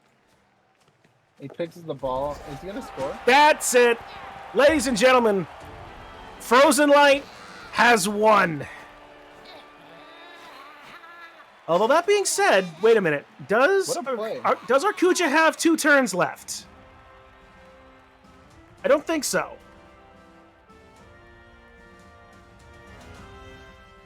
Because Arcuja did score in 2 turns at the end of the first half. She had a lot more players.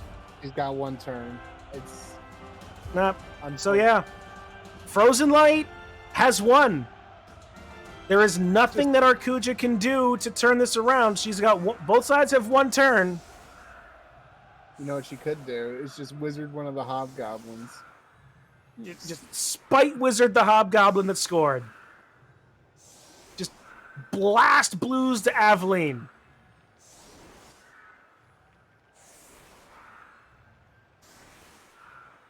That being said, as an admin, I have to say, yeah, that kind of like we do not necessarily condone that kind of BM, but in this case, I can understand it entirely. Wait. I mean, turn 16 fouls. Turn 16 fouls are generally frowned upon in this league. I haven't done many. I didn't know. But it's not strictly illegal. We don't penalize you for doing it. We just are like, most of us are like, we see you doing that.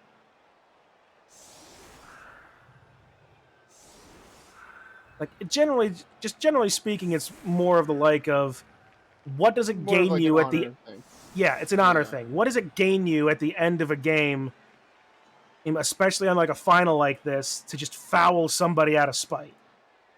With that being said, why would you buy a wizard and not use it?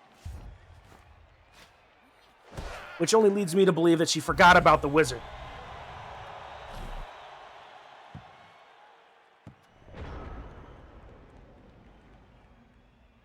There it is!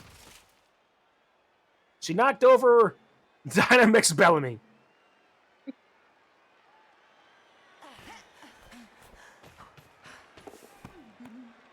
Cheeky pass just at the end of the game to get one worthless SPP.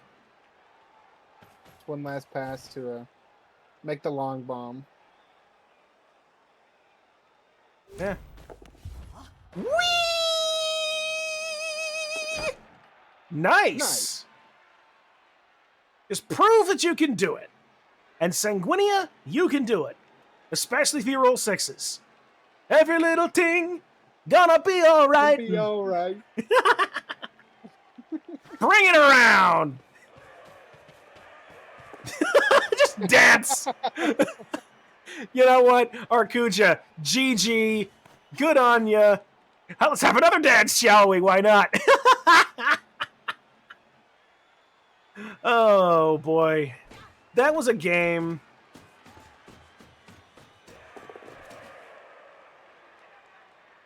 That was a very fun game to watch. It was a very fun game. Very close. Very, very close. Yep. There's a lot of ups and downs. It was a roller coaster of a match. The whole game literally came down to like one or two dice rolls at the most inopportune times. Oh no! That's enough SPP to get him a level up though. Frozen Light, end your turn, please. Stop! She's already dead. He's dead. They're chatting now. We can't see it, unfortunately, but we know that they're talking to each other right now.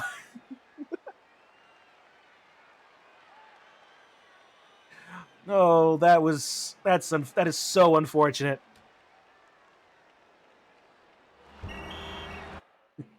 There we go, ladies and gentlemen, your victors, your lower division champions, the Performant Prancers, Chaos Dwarves, played by Frozen Light. Arcuja, very well played. I hope to see you again in another season. You played phenomenally well. I would love to see you again in another season. Yeah, definitely, especially after getting so far into playoffs in your first season. That's insane. Yeah.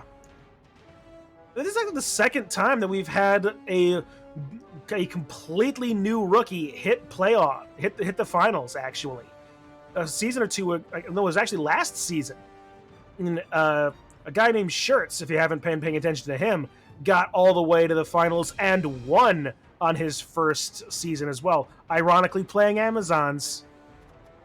Wow.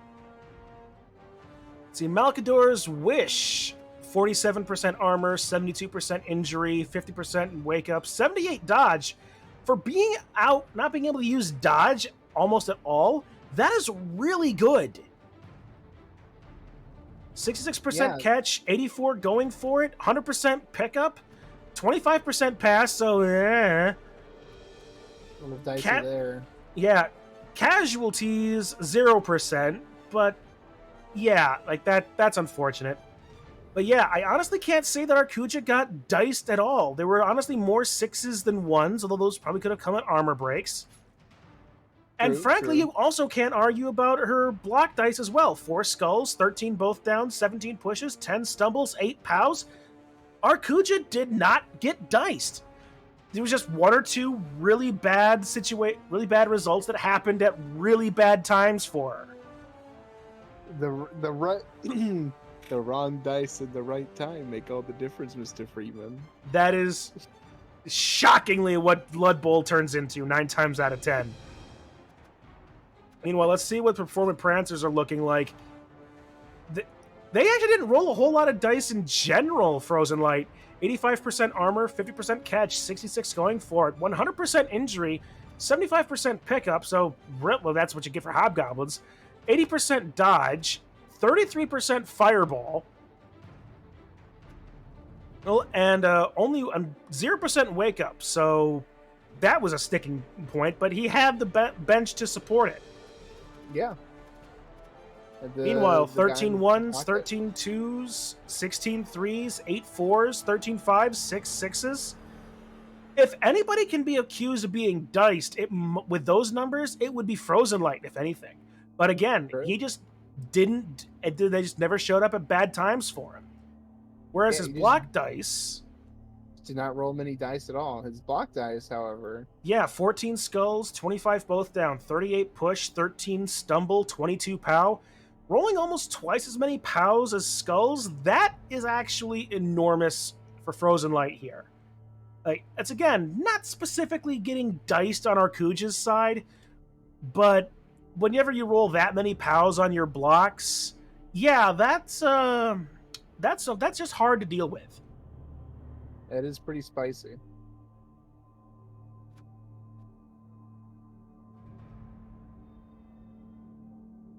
All right.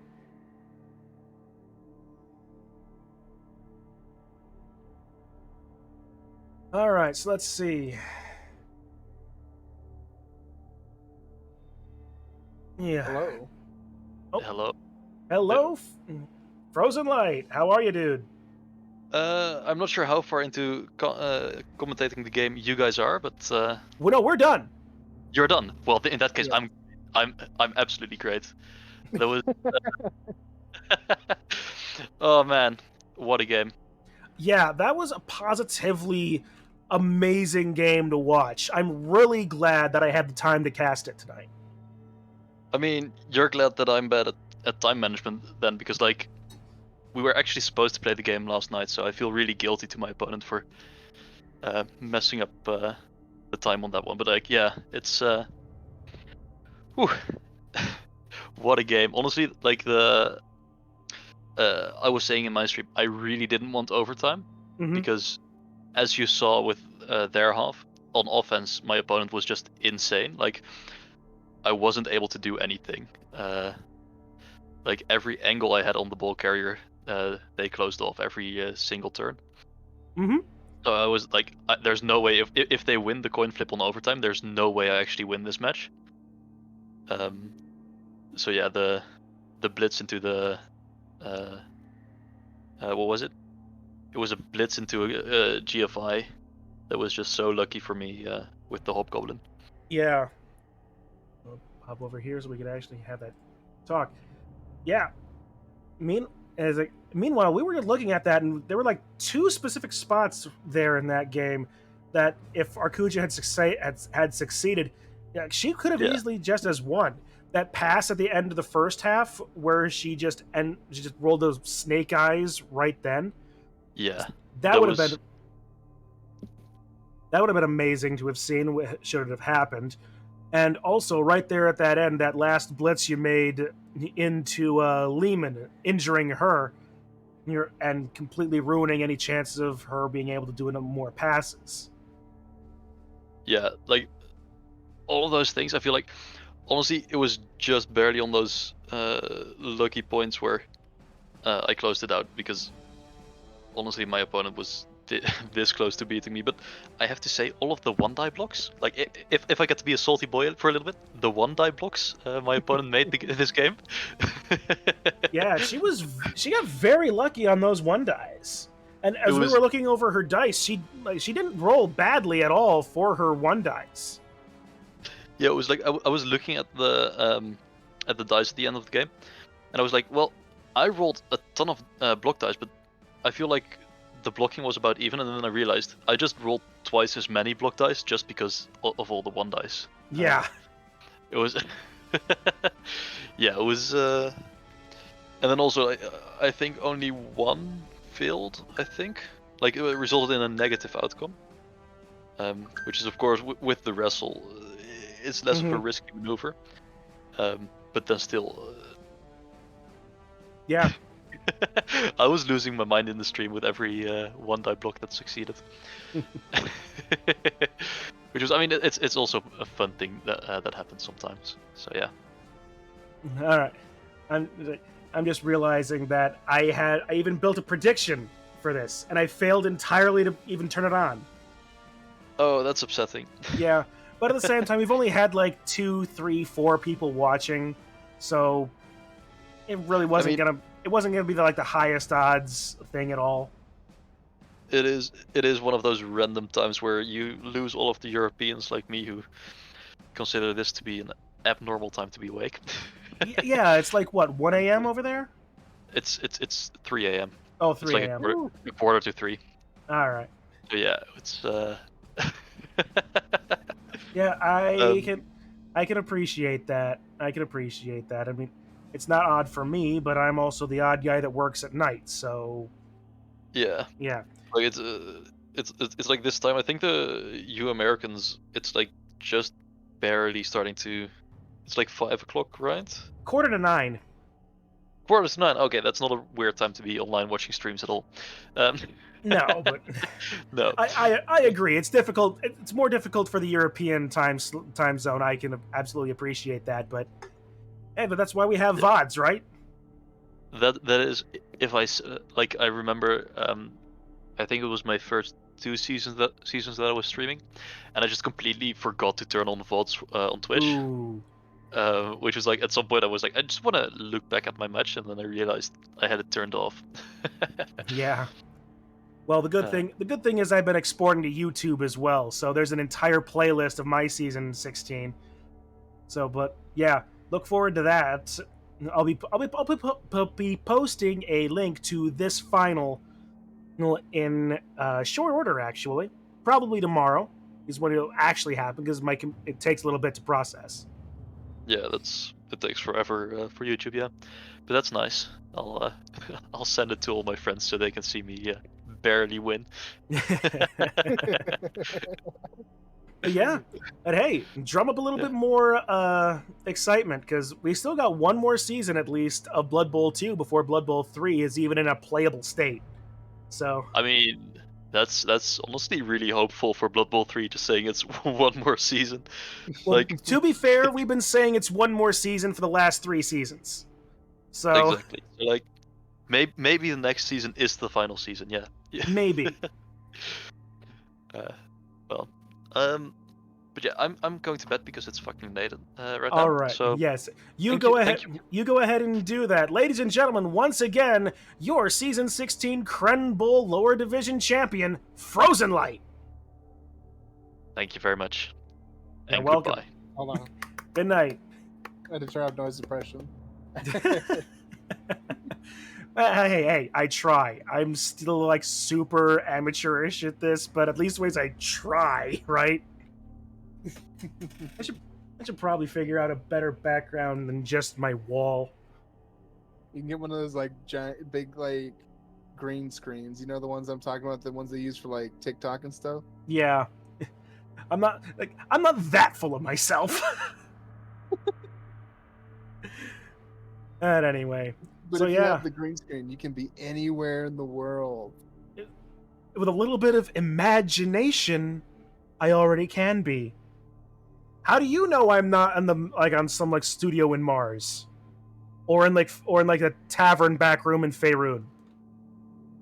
You That don't. is very true. I could be in the corner of 10 forward on the Enterprise. It's like, you don't need to see it to have it in your head. It's the whole thing about headcanon, right? Yeah, but pretty colors. Who cares about pretty colors? I need constant stimulation and like jingling keys to keep my attention. I'm a zoomer. Come on. I need to watch Subway Surfers with my family guy, okay? You're a zoomer and I'm an older millennial. You and I are like opposite ends of the spectrum on this. I'm an older zoomer in the like later 90s, but still. Yeah. All right. Well, put up a green screen and just have Strahd behind me. Kitsu, if I'm going to have anybody behind me on a green screen, it's going to be Ennui or your Warlock patron. And if you want to know who Ennui is,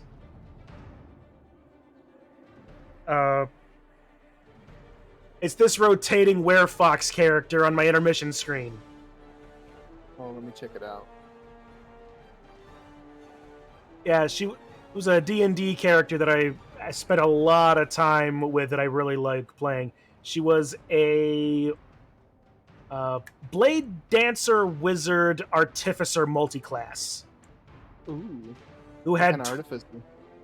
She didn't get that far, but she was going to go artillerist. Hence the reason why she has a gun. And you made this on what's it called? Hero Forge, right? Right. I have so many characters on Hero Forge. There's like, you want a little bit of background on this? Like here, control. Actually, no, it's not going to be on this. Like here. No, not Dungeon Bull and Dragons. Curse of Strahd. Right. See, all of these characters. This is the Curse of Strahd campaign team. All of this was done in Hero Forge. All of this was done in Hero Forge. It's like, I am not super good at it, but it's such a good tool. It really is. Like, it's very fun to deal with, and it's very user-friendly. Indeed. All right. Yeah. I'm going to go ahead and bow out. All right. Well, Dandy, thank you for joining in on fairly short notice. Yeah, I just got home from work, so I'm like, hell yeah, I can do this. Perfect. All right. And everyone else out there, either watching this live, Kitsu, Dehedra, whoever, and any of you folks watching this on the VOD, thank you for being here, chatting, hanging out, being all around cool dudes. We will see you guys next season for more Crenbowl action. I can assure you, it's going to be fun. I'm playing orcs. But until then, guys, you all have a good rest of your night. Have a good night.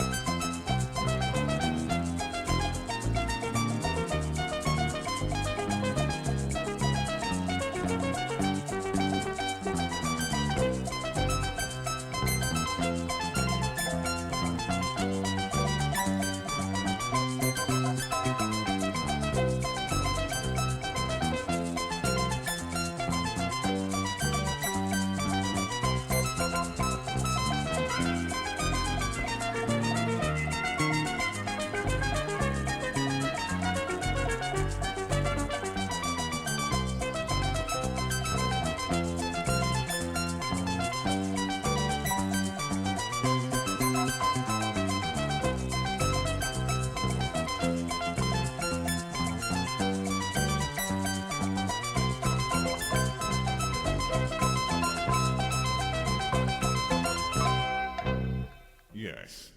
No. Yes. No. Yes. Quiet! No.